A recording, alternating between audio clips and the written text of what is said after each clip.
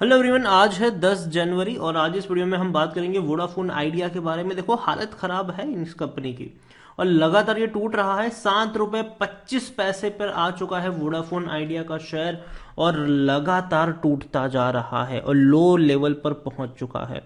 Video में discuss करेंगे कि भैया गिरावट की वजह क्या है और क्या ये रिकवर कर भी पाएगा कि नहीं। वीडियो को शुरू करो उससे पहले अगर आपने अभी तक चैनल को सब्सक्राइब नहीं किया है तो प्लीज अभी इसे सब्सक्राइब कर लीजिए, क्योंकि आगे भी बहुत सारे वीडियोस हैं जो को काफी ज्यादा हेल्प करेंगे। तो वोडाफोन आइडिया का शेयर ₹7.30 का है। एक महीने में देखो तो 8% की गिरावट है, लगातार टूट रहा है। और अगर आप चैनल को रेगुलर फॉलो करते हो तो लंबे समय से मैं कह रहा हूं कि यहां पर निवेश नहीं करना चाहिए।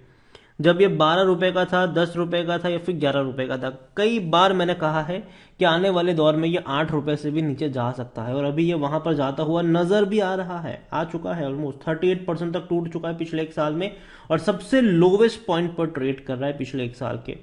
इवन 5 साल की भी अगर हम बात करें तो हालांकि और भी नीचे के लेवल पर ये गया था कोविड के दौरान, मतलब 2019 में, जब ₹3.65 के आसपास था ये शेयर, लेकिन वापस बाउंस बैक किया था शॉर्ट टर्म के लिए। फिर अगर आप देखो तो कोई उतना खास परफॉर्म नहीं है। 5 साल में तकरीबन 88-89% की गिरावट देखने को मिल रही है और 15 महीने के सबसे लोवेस्ट प्राइस पे ट्रेड कर रहा है, क्योंकि भैया फंड रेजिंग इशू है यहाँ पर।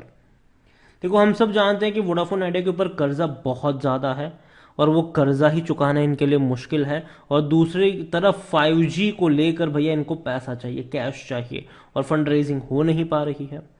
यहां पर अगर आप देखो तो वोडाफोन आइडिया 15 महीने के सबसे लोवेस्ट प्राइस पे ट्रेड कर रहा है, क्योंकि टेलीकॉम सर्विस प्रोवाइडर अगर आप बात हो अभी भी वो जो है वो फंड रेजिंग सिक्योर्ड नहीं कर पाए हैं। फॉर द गवर्नमेंट बैंक्स की बात करो या फिर प्रमोटर से बात करो, फंड रेजिंग नहीं कर पाए हैं।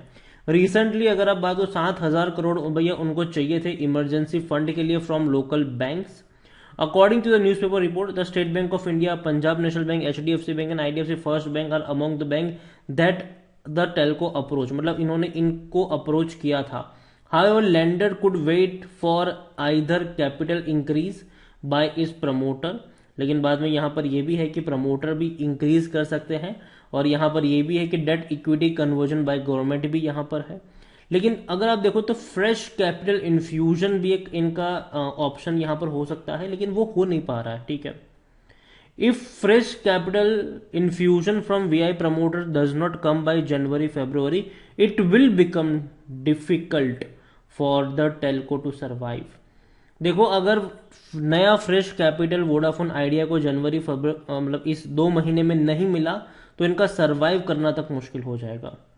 यहां पर अगर आप देखो तो VI promoter has earlier assured the government that they would invest around 10,000 crore rupees.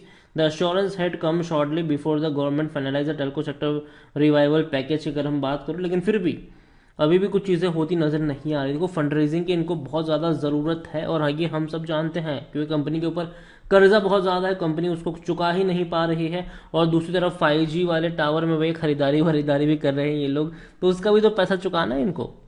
दिक्कत में है। लार्ज कैप शेयर है ये, 23,000 करोड़ से भी ज्यादा का इसका मार्केट यहाँ पे, लेकिन वॉल्यूम्स अगर आप देखो तो बहुत ज्यादा है। बीएससी में 6 करोड़ है, एनएससी में 10 से 11 करोड़ का, मतलब बड़ी क्वांटिटी में शेयर ट्रेड तो हो रहे हैं, लेकिन कंपनी प्रॉफिट नहीं कर पा रही है।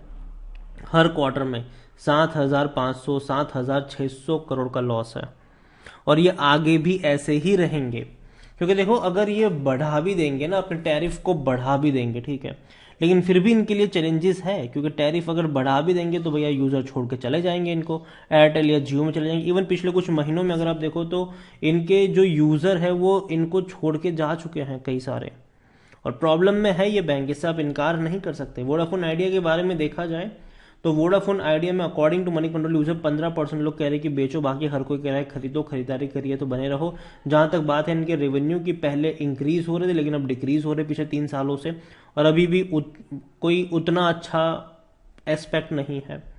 और प्रॉफिट अगर आप देखो तो वो है ही नहीं भैया, बहुत बड़े बड़े लॉसेस हैं इनके। 75,000 करोड़, 45,000 करोड़, 28,000 करोड़, और अभी भी क्वार्टरली 7,500 करोड़ तक के इनके लॉसेस हो रहे हैं। मतलब कि सालाना अगर हम इसका देखें तो 30,000 करोड़ के आसपास के लॉसेस ये दिखा सकती है अभी भी। तो ये एक प्रॉब्लम है, क्योंकि कंपनी अगर 10 रुपए कमाती है तो 20 रुपए का खर्चा हो जाता है इनका, और ये मॉडल कहीं भी तरीके से अभी उतना अट्रैक्टिव लग नहीं रहा है। परफॉर्मेंस की अगर हम बात करें तो वो अच्छा है ही नहीं, वैल्यूएशन की भी बात करें तो वो भी अच्छा नहीं है, ग्रोथ की बात करें तो वो भी नहीं है, इनके रेवेन्यू कम हो रहे, प्रॉफिट कम हो रहे, यूजर छोड़ के जा रहे हैं, प्रॉफिट तो हालांकि है ही नहीं, और पी रेशो तो नेगेटिव में ही है। शेयर होल्डिंग को लेकर अगर हम यहाँ पर देखें, शेयर होल्डिंग पैटर्न पर नजर करें तो प्रमोटर की होल्डिंग है, लेकिन यहाँ पर म्यूचुअल फंड डोमेस्टिक वाले को इतनी बड़ी क्वांटिटी में नहीं है, 3.53% एफआईएस के पास जरूर है। देखो ओवरऑल वोडाफोन आइडिया मैं मानता हूं कि ये एक सरवाइव होने वाला जहाज तो नहीं है, ठीक है, लेकिन कुछ सालों तक ऐसे ही डूबता डूबता ही सही लेकिन चलता जरूर रहेगा। बीच बीच में कोई खबरें आ जाएगी, कोई राहत पैकेज आ जाएगा, कुछ आ जाएगा, ये हो जाएगा, तो वापस थोड़ी बहुत रफ्तार पकड़ लेगा ये, वापस कुछ अपडेट नहीं आई वापस टूटता चला जाएगा ये, तो ये होता रहेगा आने वाले दिनों में।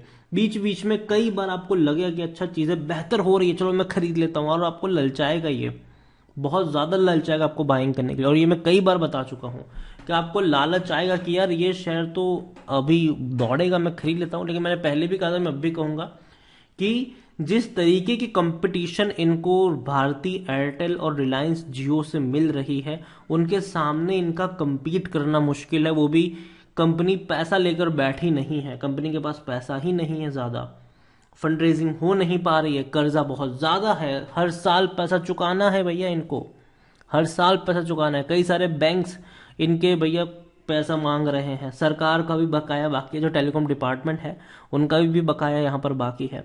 तो वो सारी चीजें हैं यहाँ पर, हर साल 5,000 करोड़ रुपए इनको चुकाने हैं सिर्फ अपने टेलीकॉम डिपार्टमेंट को, जो सुप्रीम कोर्ट से ऑर्डर था कि भैया पैसा चुकाओ इनको।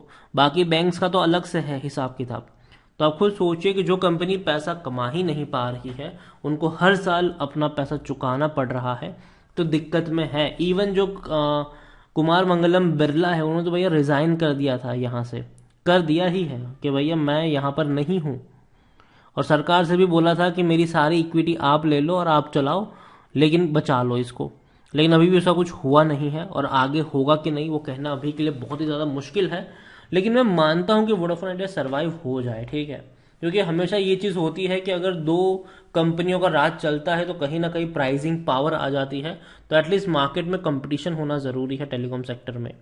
वरना ऐसा हुआ कि हर जैसे कि जियो और एयरटेल ने बढ़ा दिया प्राइस, तो ये भी बढ़ा ही देंगे साथ ही साथ यहाँ पर।